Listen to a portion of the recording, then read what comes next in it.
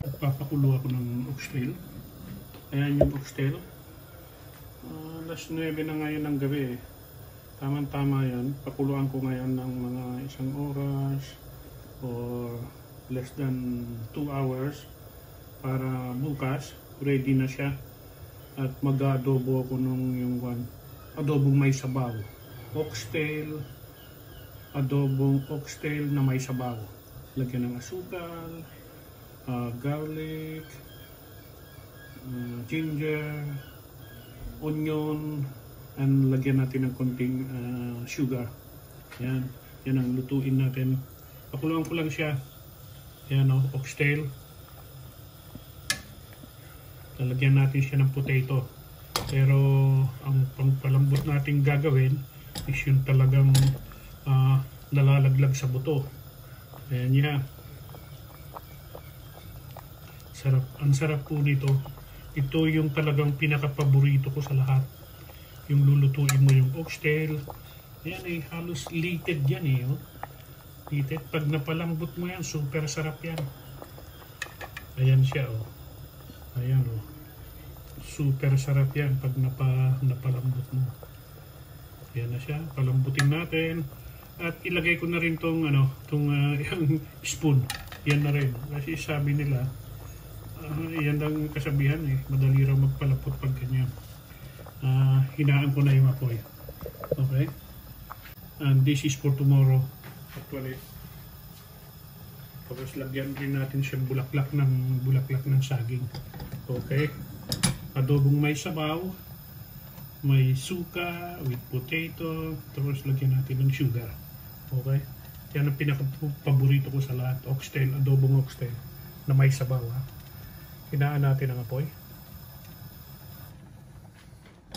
Hayaan lang natin siyang mag-slow cook.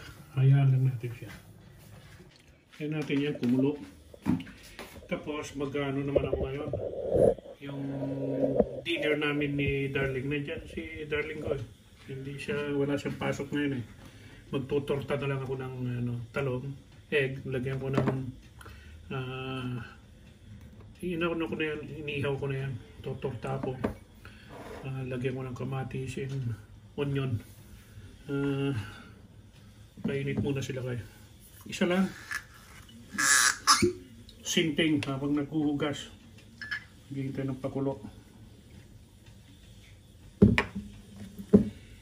Iniin ko lang yung kanin. And magpanukuan muna ako.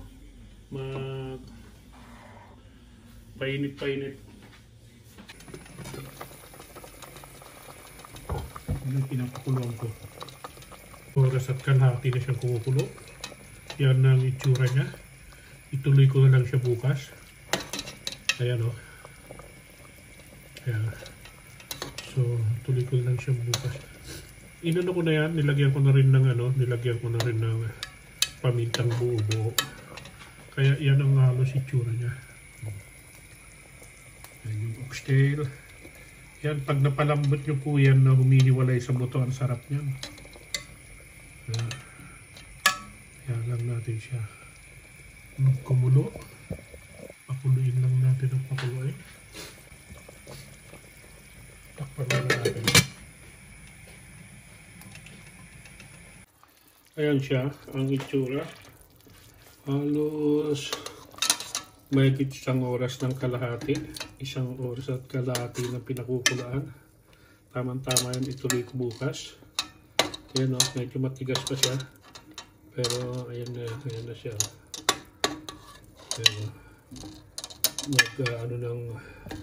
Ayan na nagpapakita ng lumalambot na kasi yan na yung parang liquid eh. Yan na siya. Okay, abangan nyo po bukas. Ayan na siya, tuloy ko na lang bukas. Okay, good morning mga good morning sa inyo. Ayan na yung kanya, oxtail adobong oxtail na may sabaw. Tama na yung sabaw niyan, medyo marami-rami pero okay lang yan, mas maganda may sabaw. At lagyan natin siya ng ricado, mga darling ko. Oxtail. Masarap sana yan din. Kari-kari. Lagyan na natin ng kulay. Lagyan muna natin ng toyo.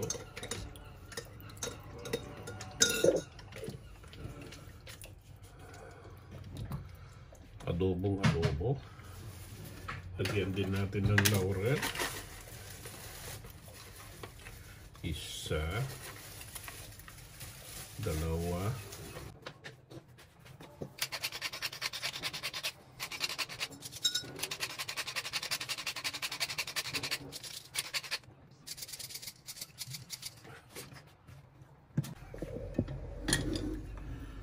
Ayan, good morning. Ayan na siya. Sige ko na, malambot na, sobrang lambot na, oh. Kita niyo yan, oh. Humihiwalay na, oh. Hiwalay na sa buto. Kaya super lambot na.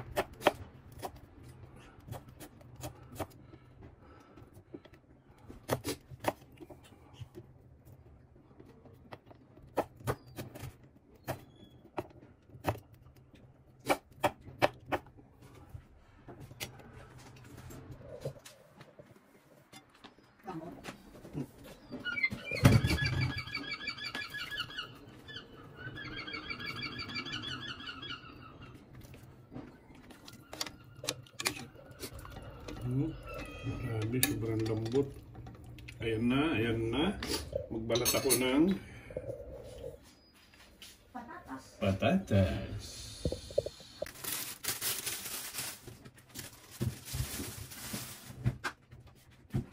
Meron pa tayong baby tomato. Itong baby tomato nilagay natin. Yan.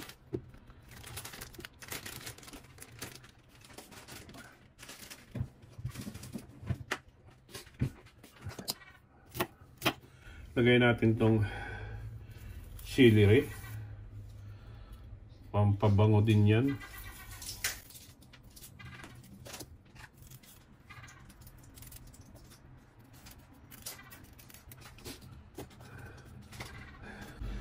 May mixed radish tayo. Ayan, oh, mixed radish. Tuwagin nila to horse radish eh, pero mixed radish na rin. Yung maliliit lang, ganyan lang, oh. Mixed radish. Radish. Pula. Oh, yung pula.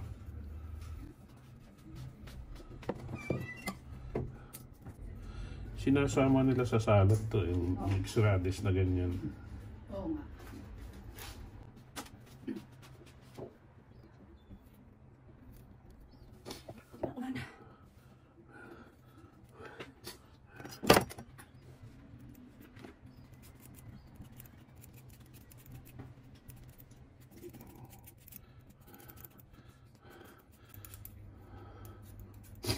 May red sugar pa ba tayo dyan, ma? Meron pa. Ayan, ilagyan ko ng red sugar.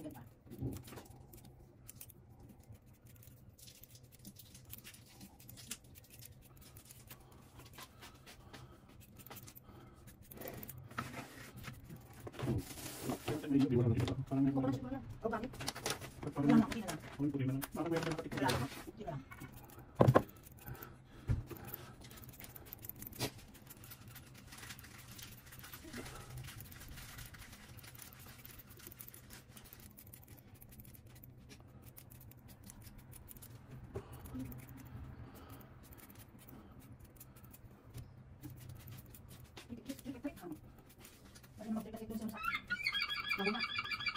Ay, baby.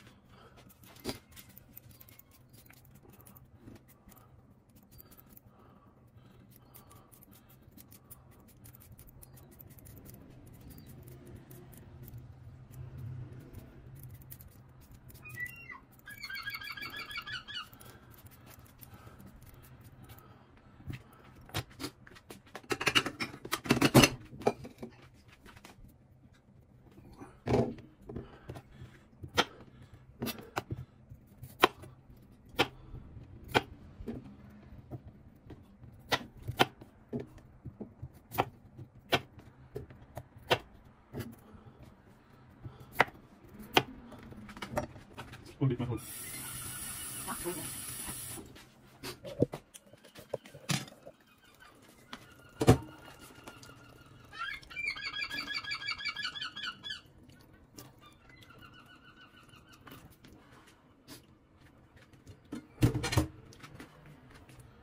Lambutin ko lang yung one. Palambutin ko lang yung potato. Ayan siya, ayan. Wala.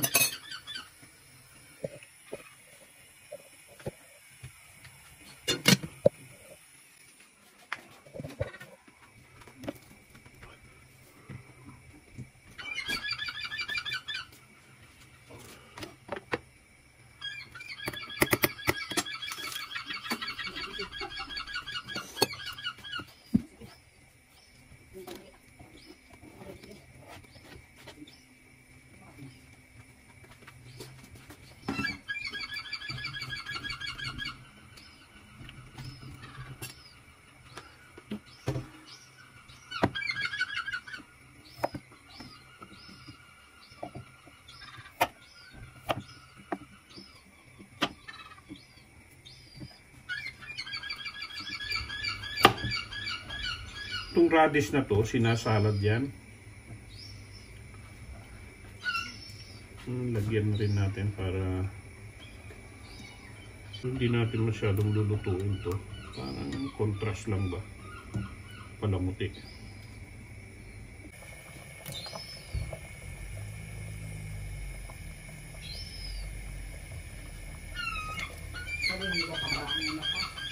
Oo.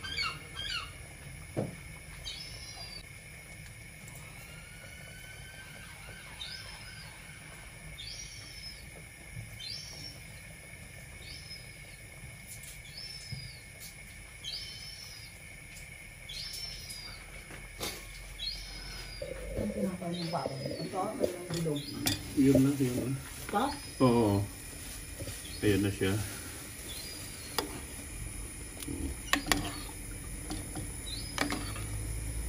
Naparami ata yung sabaw na darling.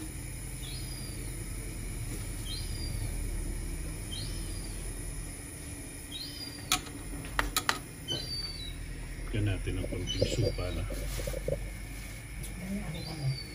Oo nga. Lagyan ko lang ng sugar. Okay lang. Konting sugar lang.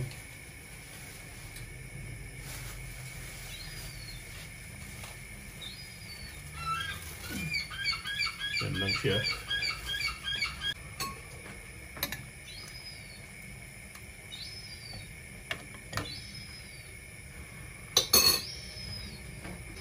Lagyan ko lang ng konting sugar.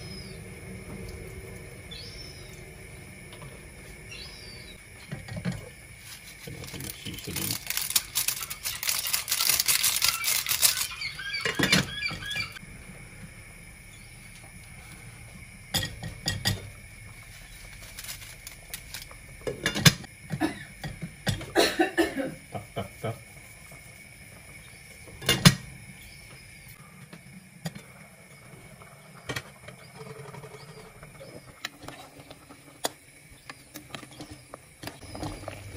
Ayan na yung adobo natin na may sabaw. Ayan na. At lutuin na lang natin yung patatas. Ayan yung mga kwan natin. Yung mga radish. Ayan din yung potato. Subukan, tikman ng maibigan. Naparami masyadong sabaw. Dapat kunti lang ito.